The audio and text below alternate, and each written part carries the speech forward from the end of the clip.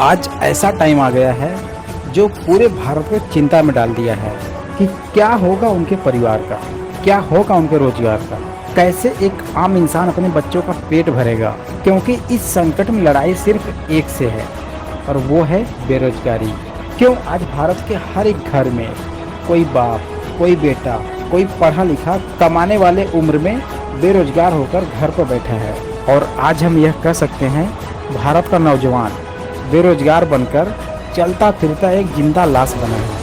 आखिर वो करे तो करे क्या, जाए तो जाए कहाँ और किससे कहे कि मेरे अंदर झांक कर जरा उस गहराई को देखो जिसे मैं झेल रहा हूँ। आज की सरकार को सिर्फ अपनी सत्ता चाहिए, डेवलपमेंट इंडिया नहीं। इस समय तो मानो ऐसा हो गया है कि अगर एक भारत का युवा चाहे कि वो पढ़ लिख कर कुछ बड़ा कर ले, कुछ अलग कर ले, तो वह उसके लिए अग्नि परीक्षा होगी। क्योंकि आज जिस एजुकेशन को हम सबसे अच्छी शिक्षा मानते हैं, जैसे IIT, NIT, GATE, BTech, MTech, PhD, जिसकी डिग्री दिलाने में बाप को अपना घर तक भी बेचना पड़ जाता है और ये तय होता है कि उसका बेटा नौकरी तो पाकर ही रहेगा।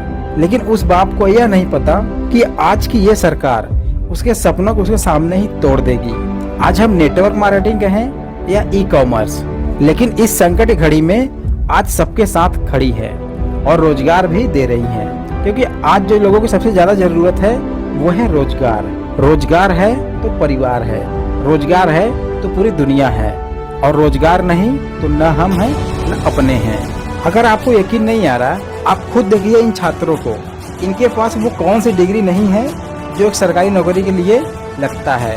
ये ऐसा कुछ छोड़े ही नहीं है जो उसके लिए डिमांड की जाए। और यहीं तक ही नहीं, इनके पास एक नहीं 4 डिग्रियां रखी हुई हैं कि अगर इसमें नहीं हुआ तो इसमें लग जाएगा, उसमें नहीं हुआ तो इसमें लग जाएगा। कुछ तो कर सकते हैं ना, लेकिन क्या करें, विकलांग की सरकार में बेबस युवा पड़े हैं। शिक्षा मंत्री जी बार बार कहते रहते हैं आचार्य देवो भव, आचार्य देवो भव। तो हम सिर्फ यही करें कि हम भी आचार्य हैं। IITians, NITians बैठे हुए हैं सड़क पे।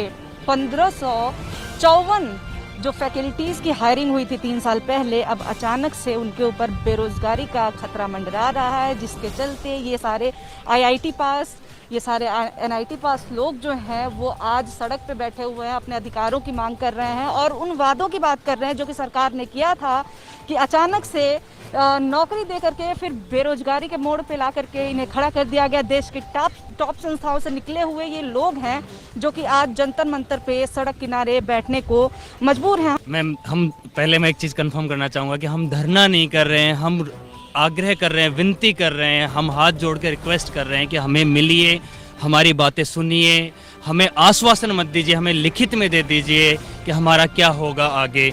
हमारे सामने मंत्री महोदय अंदर चले गए, हमें देख कर अंदर चले गए और हमको लास्ट में ये कहा कि तुम यहाँ से निकलो। हम लोगों का चयन सन 2018 में हमारे यशस्वी प्रधानमंत्री श्री नरेंद्र मोदी जी के महत्वाकांक्षी परियोजना टेक्यूब 3 प्रोजेक्ट के तहत किया गया था। हम सभी 1554 सहायक प्राध्यापकों को भारत के विभिन्न 12 लो इनकम स्टेट्स में चयनित करके वहां के अभियांत्रिकी संस्थानों में कार्य करने के लिए भेजा गया था। जब ये प्रोजेक्ट स्टार्ट किया गया था, हमारी भर्ती की गई थी। चूंकि यह भारत के इतिहास में सहायक प्राध्यापकों की सबसे बड़ी नियुक्ति थी, उसमें भारत सरकार और राज्य सरकार के बीच में एक PIP साइन किया गया था।